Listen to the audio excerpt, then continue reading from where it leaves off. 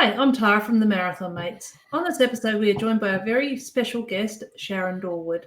Lucia, Tim, and myself first met Sharon on the Travelling Fit tour to the Dopey Challenge on the 2019. We still have some very clear memories of a very nervous Sharon lining up for her very first ever marathon on Sunday morning.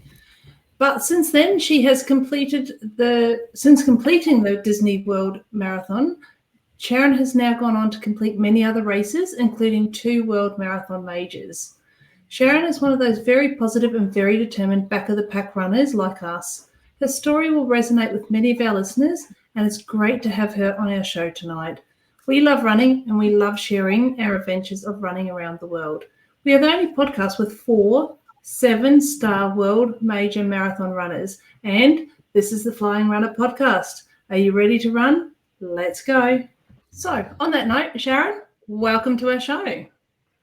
Thank you, Tara. It's a pleasure to be here. I'm excited. Excellent. Thanks, Sharon. And so tonight I'm also joined by our regular co-host, Lucia, Tony, and of course, Tim. I was going to say my better half, but after what he's been putting me through this afternoon, it's just Tim. So, guys, how are you all? And most importantly, how has your week been? Well, I've had a busy week. So for those listeners that don't know, I'm currently on a career break is what I'm calling it this week. So I've been running every day. I didn't go for a run yesterday because I couldn't be bothered. So I thought, do you know what? I'll go this morning.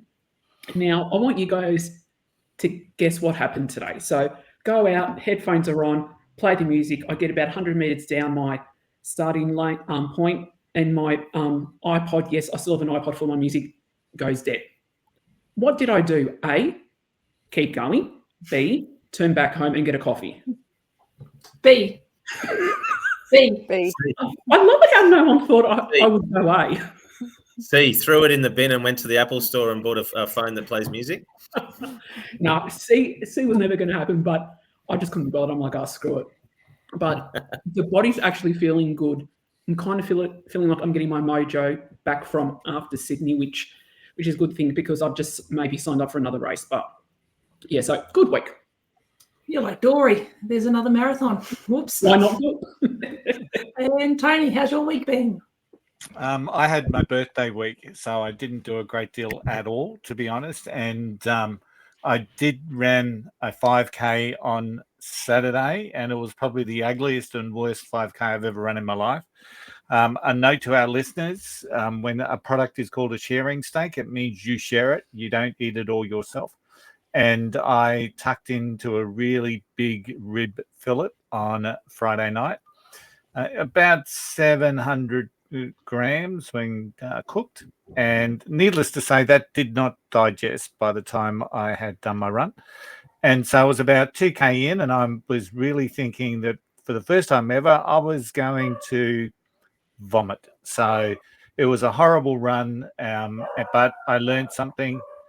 Don't eat, well, a sharing steak is meant to be shared, and don't run with a heap of protein in your gut from Friday night. But outside of that, this week we've had some storms up our way, and we've got some damage at the back of our place with hailstones and whatnot. So we really haven't started the week well either. But last week I had a great week. It was birthday week. I was very humbled, very surprised 3 times. So at the end of the day, I may not have trained, but I had a great week. Excellent. And Tim, how's your running going this week?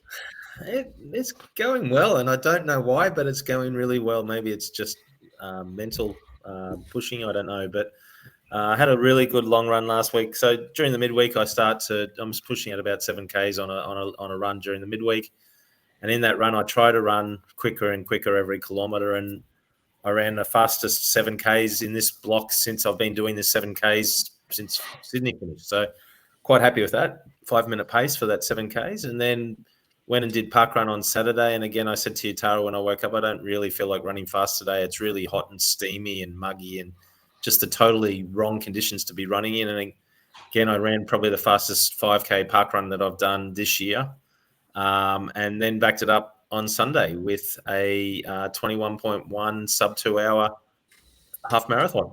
Again, probably my fastest half marathon this year. So I don't know what's going on, but I'll take it. But the body's a little bit stiff and sore today, but I'll take it and see how we go from there. It's all about, for me at the moment, I'm just working on pace and trying to improve my pace a little bit. So it's obviously working. I'm happy with that. Excellent. Well done. I credit your running to the fact that I actually stayed down at Tim's place. So for those that don't know, Tim lives Monday to Friday down the Gold Coast, and I stay here in Brisbane. I actually stayed at Tim's house or Tim's unit until Tuesday night. So we actually went for a run on Tuesday morning together. So I credit Tim's running ability for the rest of the week for the fact that I warmed him up. So, and he's got used to running with me again and my speed. But no, in all honesty, he's done very well. I've been very slack with my running this week. I have run every day apart from Sunday. I didn't do my long run this week. I was celebrating somebody's big birthday that may have been mentioned earlier on the show on Saturday night with him. But yeah, no, it was good. Yeah, maybe the person, but yeah. So Sharon, how was your week? Did you do parkrun? Well, unlike all of you who've been running and Lucia's running every day, I'm not. So I'm walking every day. I love walking. I mean, I love running too, and I love it when I can combine both. But at the moment, I'm just giving myself a little bit of a refresh and just enjoying going for a nice walk every day with the dogs. And summer's really not my comfortable spot for running, and I only probably end up regretting it a lot of the time, and mentally that's has an impact. So at the moment I'm walking, and no, I didn't do parkrun on Saturday because I had to drop a child off at schoolies, and then next Saturday I'm picking one up, so no park runs for me for 2 weeks, which is devastating. No, but look, it's obviously family comes first with the parkrun side of things, but you're listening to your body and doing the right thing by still being able to exercise and still enjoying being outdoors and not losing that love of running. So you're listening to your body and doing absolutely the 100% right thing, which is great. So, yep. Lucia, have you got an update now? Tony, we talked about the ChatGPT run thing that you did up your training plan last week. Lucia has given that a go. What's happening there? I was actually quite impressed with what it came back with. So I didn't put a lot of detail in. All I said was do a running program for me, but just work out my long runs. These are the races I've got planned, and I put in all the races that I had planned, and it actually broke it down into sections. When I first saw the first phase, I'm like, oh, here we go. Is it going to be a pre-marathon build? Because that really would have made me happy. So it broke it down into the lead up into various races. But one thing I found intriguing, it only had one run of 30 Ks for 4 marathons, because that's the plan this year is to do 4 marathons. Could be 5, but I haven't decided on that yet. So I was actually quite impressed. I was actually quite impressed with it. So I'm actually going to ask a friend of mine who's helped me do some plans in the past for me if she can do one based on my long runs, and then I'll compare the two. So, yeah, it was a good option. Yeah, I found yours interesting, Luch, and thanks for sharing it, because ChatGPT doesn't know you very well, because I didn't see any coffee runs or donut runs in there at all. So what's the deal there? Yeah, I'm not putting all those details. But yeah, I was when I looked into yours, I was actually really quite impressed the way it structured it for the whole year. How many marathons you doing? 4, potentially 5. Yeah, just amazing. And it took all that into account and gave you something that I think could be workable. So yeah, I'm so far so good. So if there are any listeners that did use ChatGPT to do their plan, we certainly didn't hear from them, but let us know. I want to know what it looks like for everyone. So it'll be cool. Tony, can I just add something there quickly? I've got a friend who uses ChatGPT for all of his training plans, and he videos himself running as well. Just sends a quick video, and it critiques his cadence and his posture, and he'll scan the menu in a restaurant and say, look, I'm training for this. What's the best food for me to pick off this menu? And it picks it out based on his training plan. Like it's next level, wow. but super simple. Yeah. So it seems like none of us are using AI to the best of its abilities, apart from Sharon's friend, obviously. Yeah. I use mine to travel plan. That's about it. Yeah. Lucia, you could use it in the Krispy Kreme donut shop. Which is the best donut for me to train with while I'm doing my marathon training?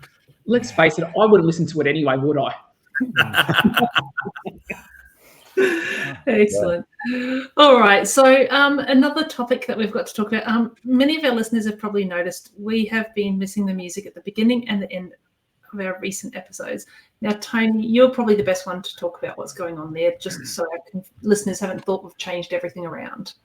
Yeah, so fundamentally, there's a really long story here, but the Spotify algorithm has decided that the music for our intros belongs to another artist on Spotify, and it does.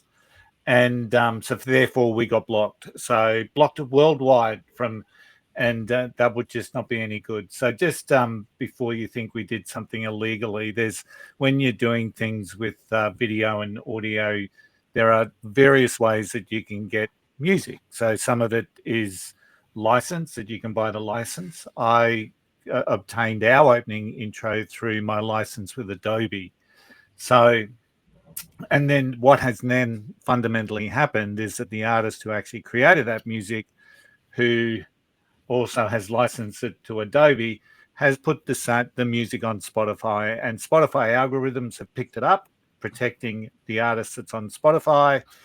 And unfortunately, we've been collateral damage within that. So don't worry, by the time we get into the new year, there will be some new music, and I think you'll enjoy when it comes out. I've been playing a little bit with AI on a Flying Runr anthem. So we'll see how it goes. Excellent. So we aren't music-less for too long, which is good. So I guess that is now the time of the week where we talk about the news.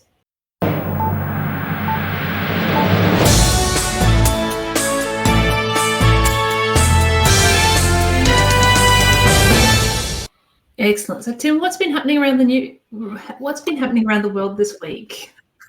Thanks, Tara. Couple of quick news articles. One is about a gentleman called Stephen James.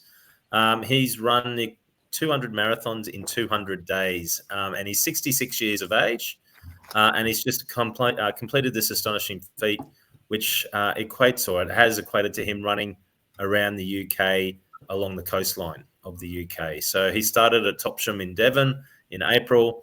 He's ran a total of 5,240 miles, which equates to 8,432 kilometres, and he's done a full complete loop around the coastline of the UK, landing and finishing straight back in Topsham again. So it equates to 200 marathons he did every day. He's a retired banker, 66 years of age. He decided he wanted to set himself a challenge. He faced all sorts of weather conditions, closed footpaths, severely blistered feet. He even had gout, which I've never had, but from what I understand is really quite painful when you get gout. And all up, he used 7 pairs of running shoes to do the journey. He completed the entire 8,432 kilometres without any injury. And the ups and downs going up and down all the headlands and around the hills and everything equated to climbing Mount Everest 10 times as he ran along the coastline. So pretty cool. He also used it as a bit of a research experiment as well, allowing researchers from the University of Exeter to collect daily blood samples from him as they monitored calorie intake, energy expenditure, and body composition. And despite all that, they found that, yes, he lost some weight, but it was coming from fat rather than muscle. So whatever he was doing and how he was running actually seemed to do the right thing, and it's probably a good way to lose weight, lose the fat, not the muscle. So I love these sort of stories. I love these articles where people go out there, they challenge themselves, and it's never too late. Age 66, almost your age, Tony. Never too late to take on something huge. All it takes is somebody to just go out there and start to make it happen and put one step in front of the others. So, guys, I love these sort of things. I don't know what your thoughts are on them and whether or not it's something that you would ever think about doing, something as epic as that, but pretty exciting. Only 7 pairs of running shoes. Yeah. Believe it or not, I got out of that as well, Tony. Yeah, like that's over 1,000 kilometres per pair. I don't think I've ever had a pair that's gone 1,000 kilometres. So I want to know the story of how he's done that. Well, I was disappointed because the article I read didn't even make mention of the shoe that he was wearing, or the brand, or the model, or anything like that. So maybe that was some form of experimental shoe. I don't know, but yeah, it's 7 pairs to run around the UK coastline. Well, pretty cool. The second article I've got, I know myself, I've got a bit of an environmental tilt, and I get really annoyed seeing lots of plastic cups and plastic water bottles and just general plastic itself on race days and waste stuff. So Swiss researchers have unveiled an innovative solution to single-use plastic bottles and cups. And what they've developed is an edible water capsule, which is made from a seaweed extract. These small jelly-like spheres, they said they were the size of a cherry tomato, but the photos I saw of them looked more like a tennis ball or a tomato size. And they say they can be, consumed. They say they can be swallowed whole. I can't see how you do that in the photos, but basically it's got zero packaging. It's all contained in this jelly-like sphere. You bite into it and you get water coming through it, and you can either ingest the jelly membrane, or I guess you can throw it away. It's totally biodegradable. It's flavorless, it's vegan, and it makes it safe and exciting. So they've tested these capsules at things like running events, music festivals, and large gatherings. They've proved that they work. They've proved that they can replace millions of plastic bottles and caps. So I think, they also talking about that they can also use it as sports drinks and juices and those sorts of things. So what they're aiming for is in the future running races to have a whole table of all these capsules. You grab a water capsule as you run through. You might grab a capsule of the sports drink as well, and just have them as you're running along and consume them, which I would love to see. It's a great initiative, but I think it would be quite interesting to learn how to run and bite into one of these and not have it explode all over you. But it was great to see. I don't know if you guys would be willing to give something like that a go, but it looks pretty cool to me. It I reckon doesn't I'll give it a crack. like to be able to throw a cup of water over my head when I get hot. So Smash how am I it going to? That's Am I put it on my head and just smash I'm it? picturing a water balloon. That's all I can picture is like getting into a water fight and pegging these things. Yeah, that's all I can imagine. That's what they look like. They look like a water balloon, except they're clear, and they're about the size of one that sits in the palm of your hand, and it's all wobbly. That's what it looks like. Knowing me with my uncoordination and how bad I am, I'd probably choke on it as I'm trying to drink it. So probably not. But Tony, I guess when you're in Amsterdam and you're getting pushed by the other half marathoners pushing past you and being quite aggressive, you could always throw one of these and hit them in the back of the head. Right? Oh, absolutely. Which marathon Not next that year is? not that we condone violence against other runners or anyone else. No, absolutely not. But what about which major is giving runners like a disposable cup next year that they've got to keep with them? And so instead of doing cups at water stations, you're getting a biodegradable, reusable cup that you fill at water stations. I'm sure I've read that somewhere, one of the majors. I've got Berlin in my head. I don't know why. Yeah, I do too. And when I read it, I just thought, can you imagine the water stations? You'll be all just sitting there. But anyway, it's good that people are thinking about it. Water balloons, yeah. Okay. Yeah. Jelly water balloons, yes. Awesome. And that's the news this week, Tara. Excellent. Thanks for that, Tim. So now it's time for us to actually chat to Sharon. So we're just going to ask you a few questions, Sharon, go back and forth and, answer however you feel is appropriate for each question. Okay. So I'll kick off with you. We always ask all of our runners that come on the same question. So what drew your interest into running and what got you into running long distance? Okay, well, I'm going to start off by saying probably for 75% of my life so far, and that's a fairly decent amount of years, I've hated all form of exercise. I was the kid that wagged school on athletics day. I didn't want to walk to the shop. I hated exercise pretty much all my life. So fast forward to my early 40s, I'd had a child, and I really started to exercise to lose weight. If I'm fair, that's how it got me into it. I'm sure that's how a lot of people get into it in the first place as well. I joined a local boot camp, and the lovely trainer, Larry, who I still communicate with today, decided that it would be fun to make us run on hills. I still hated running. I still hate hills. But, that's sort of how it started. And I sort of moved into, I remember doing my first event. It was a 3K event at twilight at St. Lucia. And there was this shiny thing at the end. And so it began. and the obsession of bling started. And that's really how I got into running. I was never, ever going to be a fast runner. I enjoy the social aspect of it. So that's sort of what got me going more than anything. I did my very first park run at the Ipswich. You've all probably done Ipswich Park Run, maybe not you, Luch, but it's hilly. So it was their debut marathon. Marathon felt like a marathon to me at the time. Debut park run. My friend Jenny and I turned up, and we did it. And it's hilly twice because you do 2 laps. And we went back the week after, and we went back the week after that, and it sort of began. Unfortunately for me, I kind of lost interest, and I think it was because of the hills, if I'm fair. And I stopped running for a while until we moved to the Bayside. So yeah, that's when things got interesting. I met a friend from work who had done Dopey, and she came to work one day with these amazing, shiny, wonderful medals. That was still a long time in the distance for me, but I decided that I wanted to go from not running at all to run a first half marathon.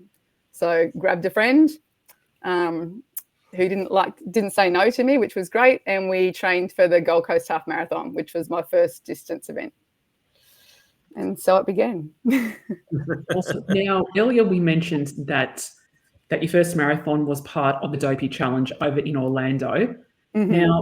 Now, what are some of your recollections? What are some of your recollections of the race? Yeah. Obviously, besides meeting us.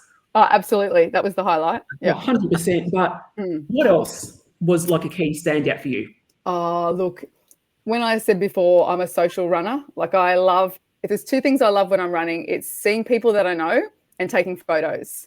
Now, if Dopey doesn't tick that, or not, I didn't do Dopey, I did the marathon. If that didn't tick that bucket, nowhere would. So it was the most, having never done a marathon though, it was the most incredibly organised, fun event that I had done.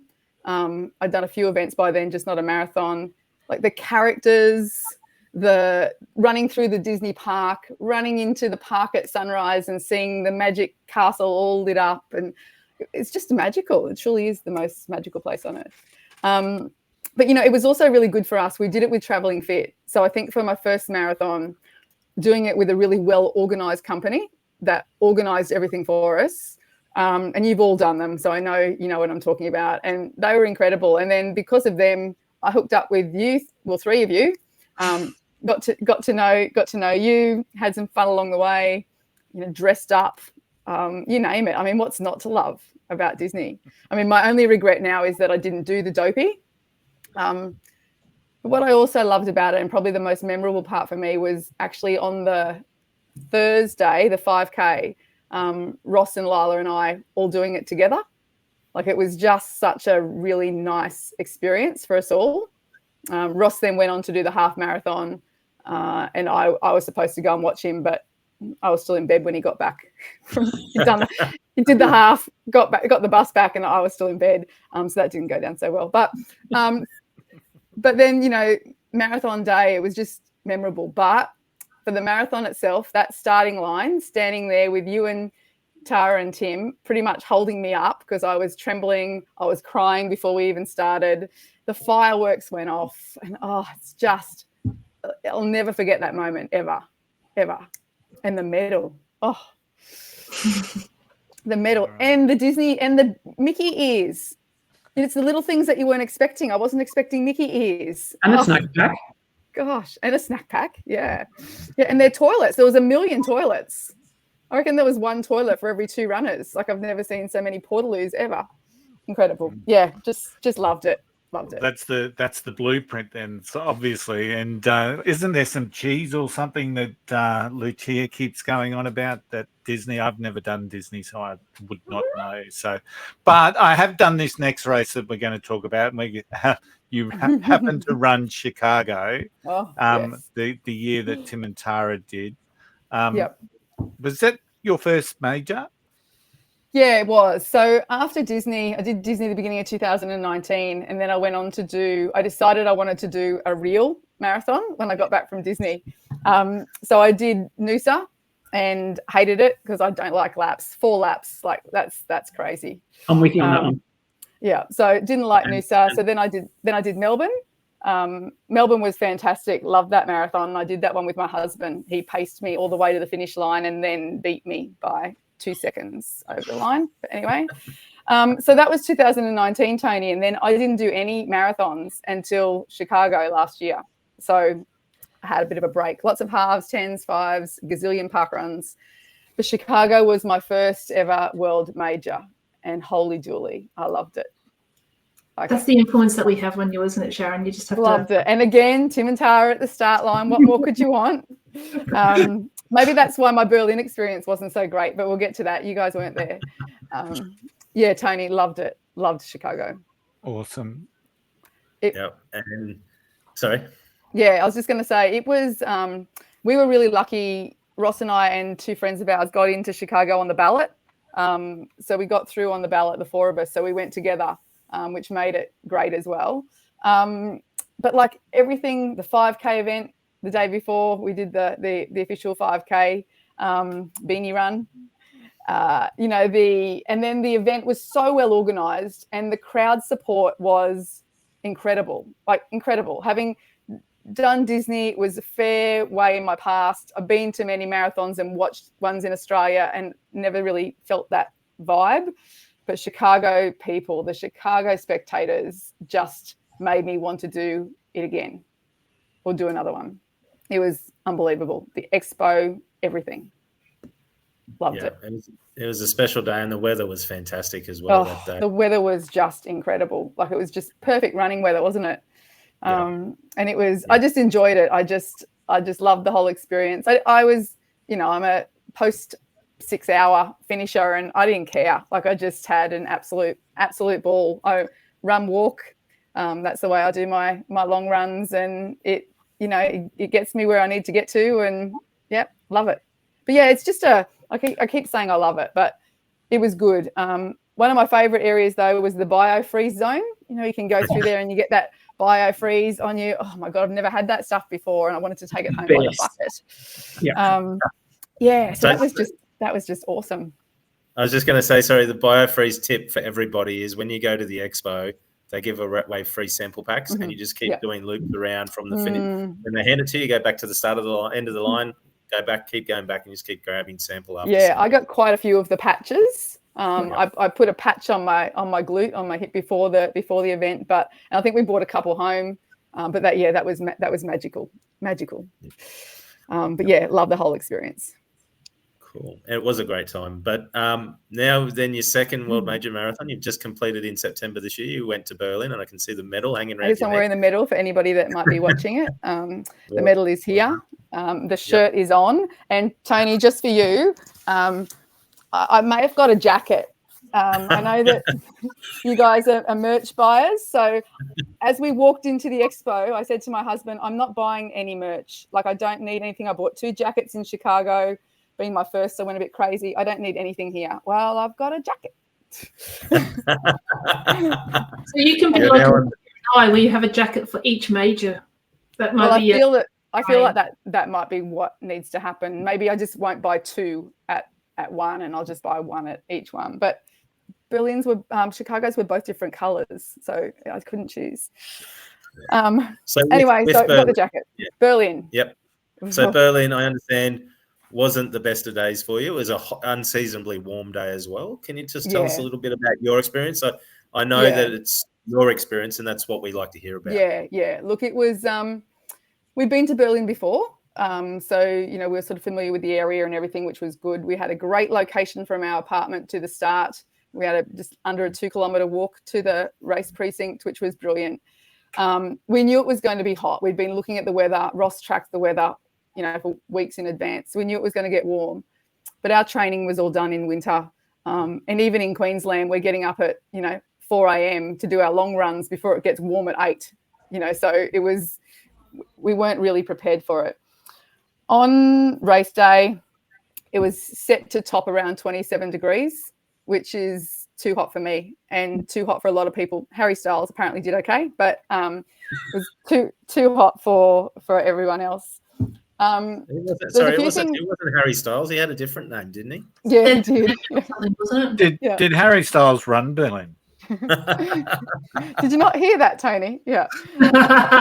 Just on a side note, the funny thing was there's quite a few signs out on the course that said "Run like you're chasing Harry Styles," and I was like, I don't get it. Like I thought, oh, what am I missing here? And it wasn't until I'd finished and I heard that he ran, I was like, those signs make a bit more sense now. But yeah, so we knew that the heat was going to be a problem. So we turned up at the event. The issue that I had was I'm not used to starting a race at 11 o'clock, which was the starting time. 10:40 was the starting corral time, but we didn't probably get away until just before 11. Ross's start time was 9:20.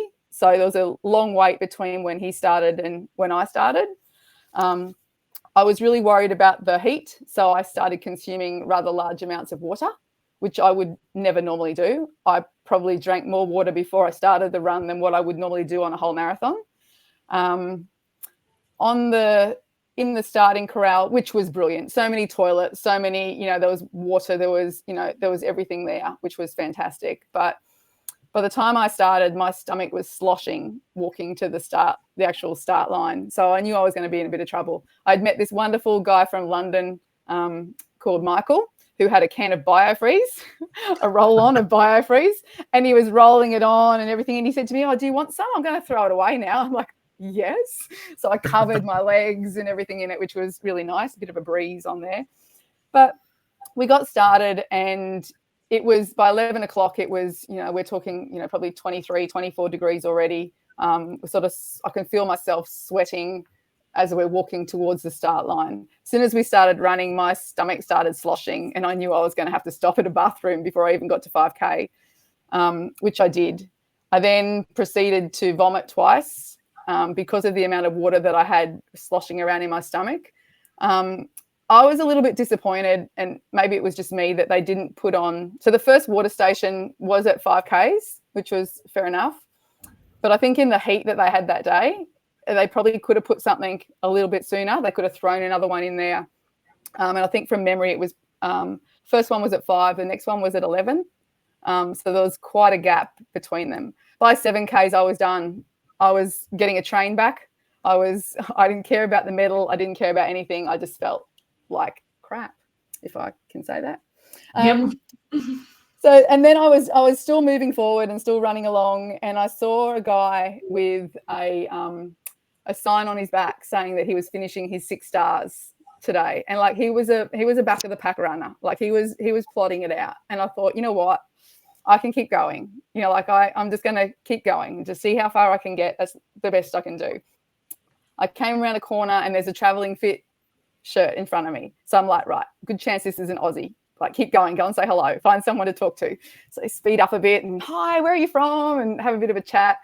Come around the next corner and there's the inflatable kangaroo and Michael from Travelling Fit standing there. Stop, selfie, give him a hug, and just kept moving. Like, that was all I could do. But I wanted to stop so bad so many times. It was actually, there was tears, there was tantrums, there was, almost tantrums anyway, anything that I could think of, but it just wasn't my day. I had resigned to the fact that I wasn't going to finish this marathon. Now, Tara, I would tell myself in my head over and over again, finish lines, not finish times, just get it done. Like I chant that to myself quite often when I'm out there, and thank you to you for putting that in my head. The issue with Berlin is they're quite strict, and they had a cutoff at 32 kilometres, as you would all know if you've done that event. You've all done that event. And that was a real concern for me. I really didn't think I was going to make the 32K cutoff. So I pushed forward, and just after probably around 25 Ks, I was running along, and I have my running club shirt on. I always run in my running club shirt, and someone always recognises the BSB shirt. Anyway, this guy says to me, "Oh, BSB, you're from Wynnum. I know you." And I was like, "Oh, really?" Anyway, and he said, "Yeah, I know Deb," and he rattled off some names of people that he knew, and he didn't mention you guys at the time because obviously he didn't make the connection I'm just BSB. And it was your friend Reese. And he was struggling as well. He was struggling in the heat. He was, like we were both in the same boat. By this time, I think we were both just like one footing in front of another and keep going. I was really disappointed because I had a really good training lead up, a pretty good training lead up for me. I had a good race plan for the day, and it went out the window 2 kilometers in. So keeping going was something I was quite proud of. But Reese and I chatted for a little while. We walked together rather swiftly for a while. We took some selfies, took some photos along the way, and then we came past a water station, and I was all watered out by that point. And Tim, if you've seen my photos from Berlin, I can see why you're anti the plastic cups. It was the most horrendous thing I've ever seen. Anyway, he stopped for water, and I looked back, and he said, "You keep going, Shaz, you keep going." And I was like, "Oh, will I wait? Will I keep going?" And I thought, no, if I stop, my legs may not start again. So I kept going. I got to 32 Ks, and there's this big, beautiful 32K blow-up inflatable arch. And I crossed through it, and I went, oh, my gosh, it's a miracle. I've made 32. That's it. I'm going to get a medal. So I've gone from, I don't even care if I get the medal, to I'm getting that thing, and I'm getting that medal. And I was wearing little bracelets, like Taylor Swift bracelets. My niece had made me one for every 7 kilometers to give away, to take off my wrist and give it to somebody in the crowd, which was lovely. But I was a bit late with my last one. So at 32, I saw this little girl over on the side. I went over and I said, "Would you like my bracelet?" And she said, "Oh, yeah, like I'm giving it to her." And next thing I hear this woman screaming, and she goes, "Hurry up." And I looked up, and there's this volunteers and this rope that they're standing on the side of the course with, probably 500 meters from the big 32 thing ahead of me. And I was like, what do you mean hurry up? You're going to run out of time. You're going to miss the cutoff. The bus is coming. And I just panicked, and I ran, and I got past the rope, and I just keep going down the road. And then I looked back, and that rope was across the path, and people were just getting turned away. Now it was brutal. And like I said, I thought I was through. I was like, "Oh, this is good." But I just went from that point on. I literally just went, I've got 9 Ks to go. I can do 9 Ks, like 9 Ks I can do. So it gave me a little bit of a spark.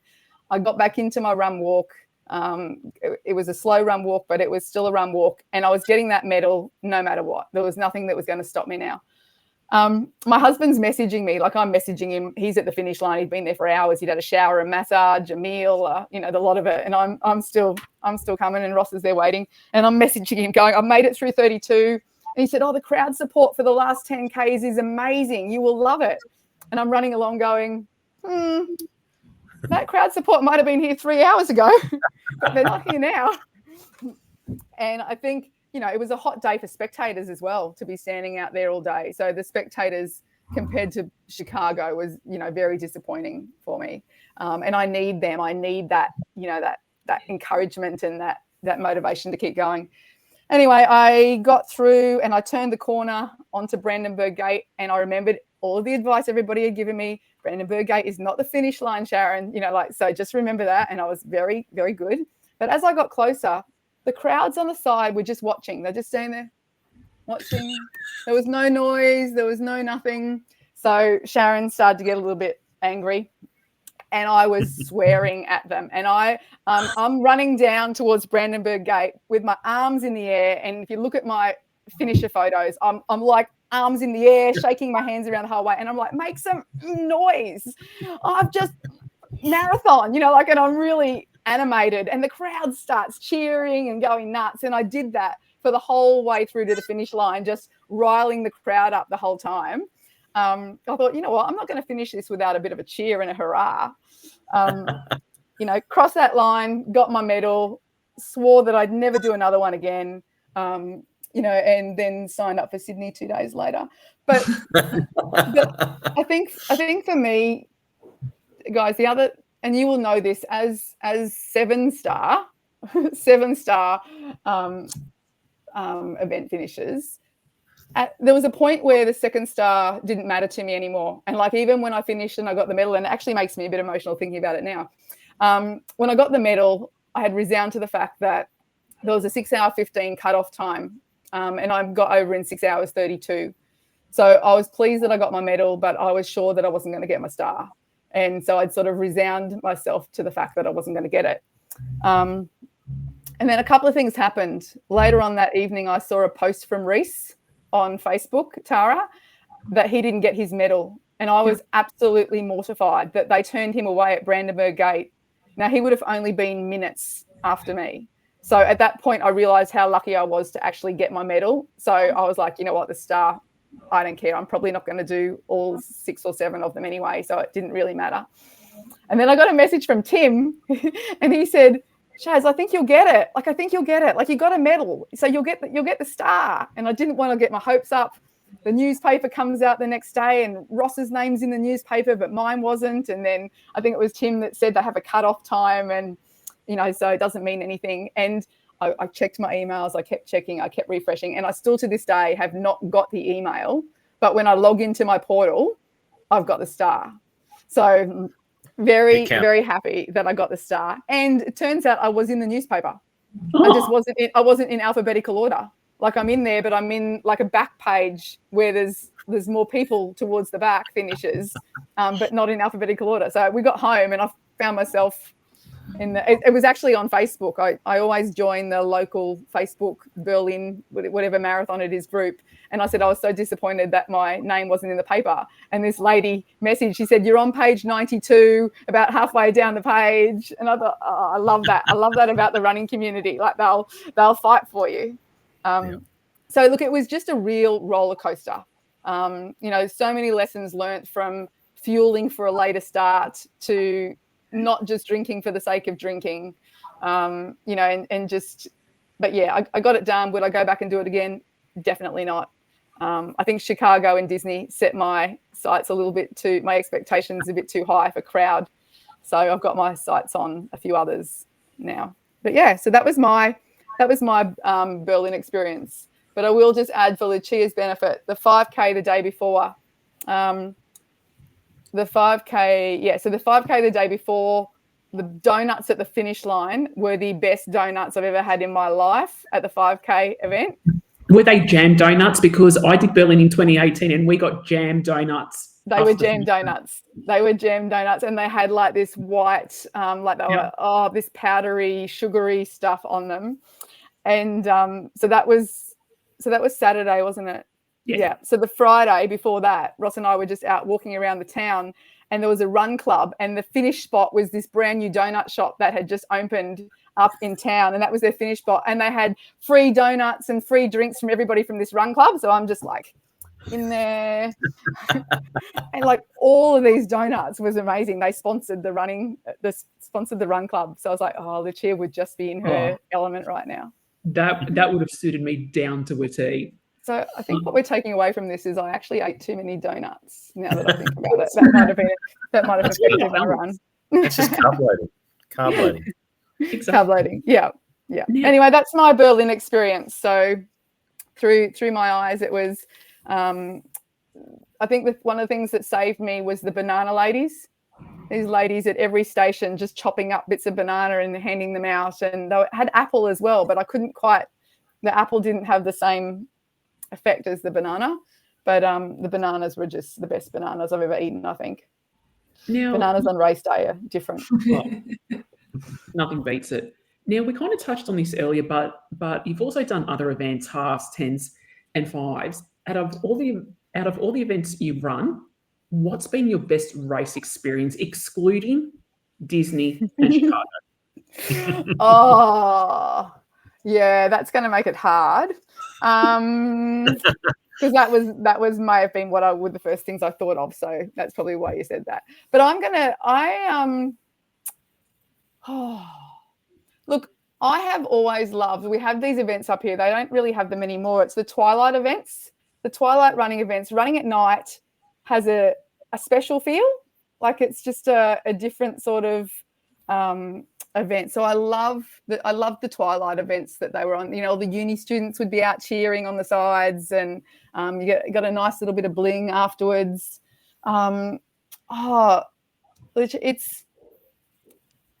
it's really hard when you think about them. Like you've done. So I was looking at I tried to hang up all my medals, funnily enough, on the weekend, and I was looking at different events, and I was like, oh, how good was that? And how good was that? I don't know. I think, look, I personally am not a fan of the Gold Coast. I know everybody loves the Gold Coast.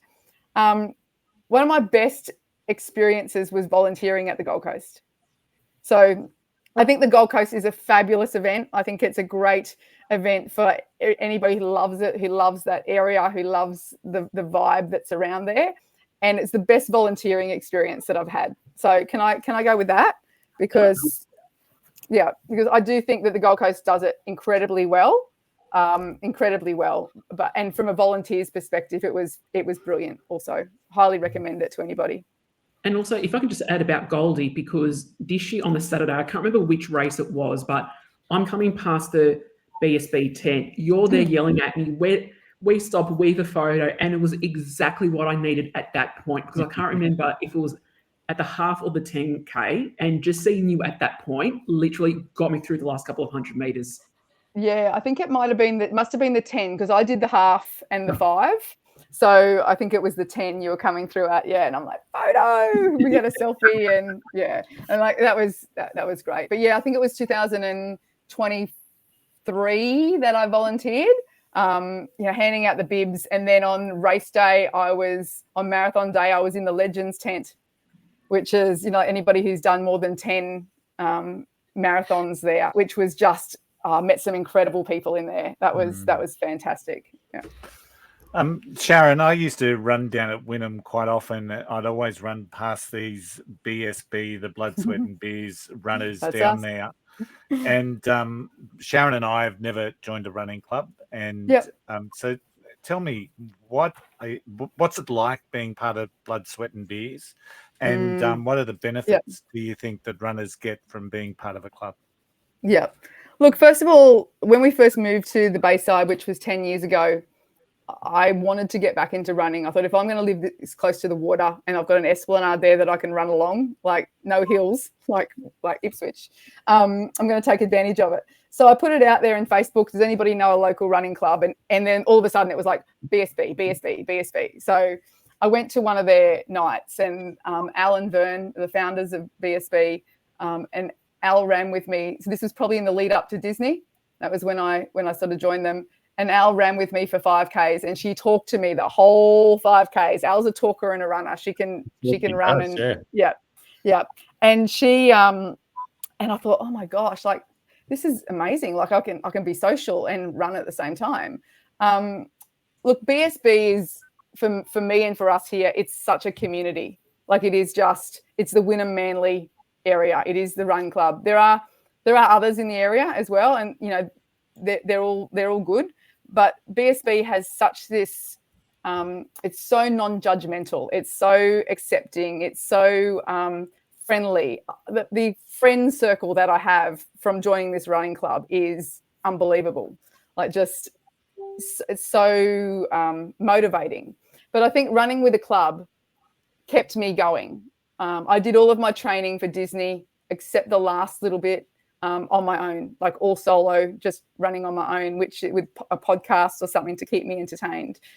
But when I was training for Noosa and Melbourne, I always had people to run with.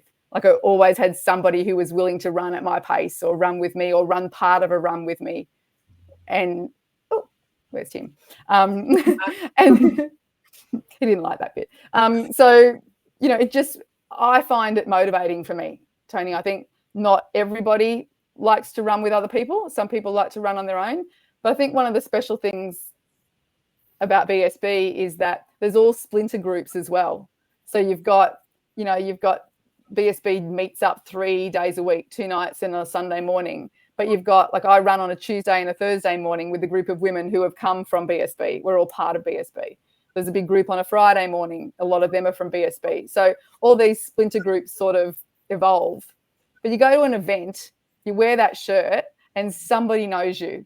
Like somebody knows somebody who's with BSB or knows someone who's with BSB.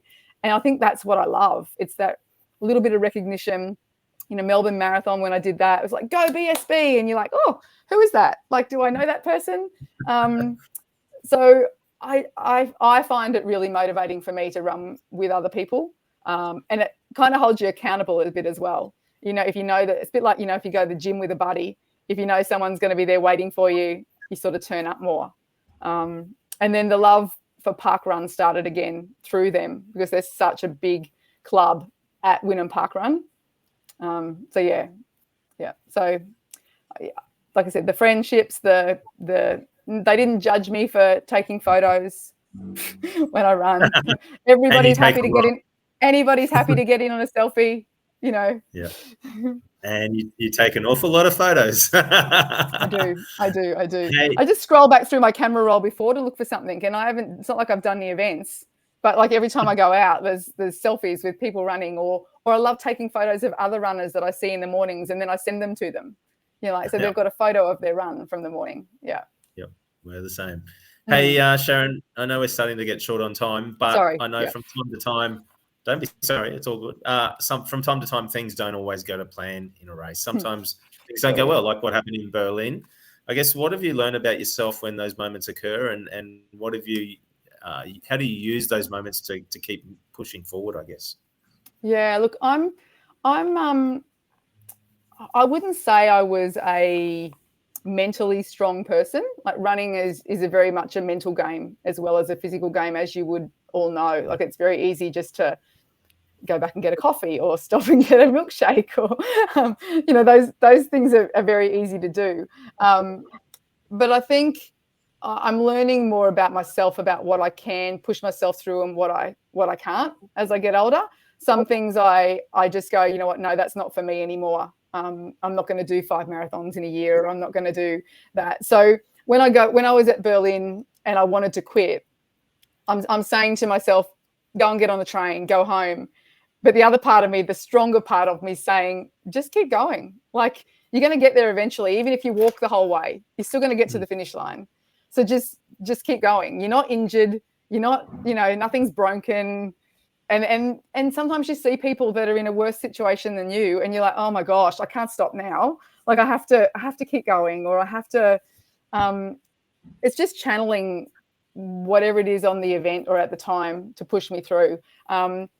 And you guys would know, Tim and Tara, I've given you feedback on this podcast even, and it might sound wanky because I'm on here, I don't know, but training for the marathons and listening to you guys talk about the marathons, like, that was a big part of my training, and that helped me train. I'm like, oh, I've got a podcast to listen to tonight, so therefore I have to run for at least an hour because I have to listen to it. On my long runs, I'd start with the radio, and then when I'd get a bit bored with the radio, I'd put the podcast on, because then that keeps me going. Like, I've got to listen to the end, so it keeps me going. So but the other thing, Tim, that I've always done with my running is I've always done the hard bit first. So just as an example, when I first started running and I moved from 5Ks to 7Ks, I would do the extra 2 first, and then the 5 that I knew how to do. That was my mental way of telling me, right, okay, do the new bit, the bit that you haven't done yet, do that hard bit first, because then you know how to do 5. And then when it was 10, it was like, right, do the new 5 first, and then do the 5 that you know how to do. And so that was always how I sort of got myself going to the next step. And I love that, Sharon. That's actually something that I might adopt myself, because I do know that when you step it up on the next level, it does. You sit there and just go, oh my God, I can't believe I've got another 5 kilometers to go. I don't know if I can do that. If you put it at the start, you've done it, right? So now you're just in familiar territory. Just do the bit that you know. Yep. Absolutely. Yep. So I guess the next question is, and our last one, what's next on the list for you for running races? Yeah, well, we got our first ballot rejection, so we're not going to Sydney. We thought we were on a winner, so we didn't get into Sydney, neither Ross or I. So we're just contemplating. Ross is registered for Gold Coast Marathon. I've never done Gold Coast Marathon, and I actually don't have any interest to do it. I don't know why. I can't put my finger on it. I just don't have interest to do it. So we're tossing up between the Outback Marathon, which I know that some of you have done, or the Dubbo Stampede Marathon, which is just after Sydney. So it's about 3 weeks after Sydney timing wise. Ross is pretty keen to do that, so we might have a bit more look into that one. running through the zoo, looking at all the animals. I might liken it a bit to Disney maybe. It's got very low numbers, like very low numbers. But so either of those, I think the Outback might win. I'd vote for the Outback for you guys, but I haven't done Dubbo. I have done Outback. I would vote for Outback. Tony's done Outback twice, and he loves it. So, yeah. Did you do the marathon both times, Tony?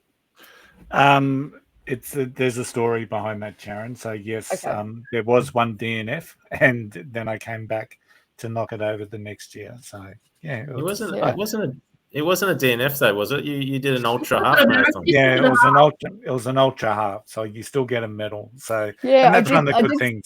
I did see that if you get to a certain point and you decide you can't do the full, you can just take a detour and get the medal for the half instead. Yes.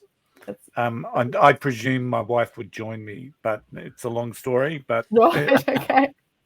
All good. But I might find that episode. I'm sure it's in there somewhere. I like the Dubbo Stampede as well, because that's one that I would like to do, because I think it is just one of those unique Australian events, and I think the more you can do those, I just think it's a little bit closer knit. So either way, you're making a great choice. Yeah, I'm trying to do. I like to do events that I haven't done before. I'm not a big fan of repeating things over and over again. And like this, I've just signed up to there's a new marathon half marathon in Harvey Bay, debuting in June this year. So I've signed up for that because that's a new one, and it's to do a debut event is a little bit like doing a debut park run. It's a bit exciting. Yeah. Yep. Excellent. So that's it for all of our questions for tonight. But Sharon, thank you so much for coming on. Tony's going to ask you the fastest 7 questions, and I know that you know what these are about because you listen to us. So it's over to you, Tony. Doesn't mean I remember them. Yeah. That's all right, Sharon. So 7 questions because there are 7 major marathons out there, and we're going to stay with that now for at least another year until Cape Town gets on board. But we'll see how we go. So let's go. Question number 1: podcasts or music? Both. Okay, I'll accept both that. Have a purpose. Yep. Best running advice given to you? Remember to breathe. Yeah, that's a good one. Breathing is important. What advice would you give to someone starting out? Oh, I have given that same advice. Breathing tips. Being able to breathe through your running paces. Yep. Uphill or downhill? Down. Gels or blocks? Blocks. Favorite shoes to run in? Asics Nova Blast to train. And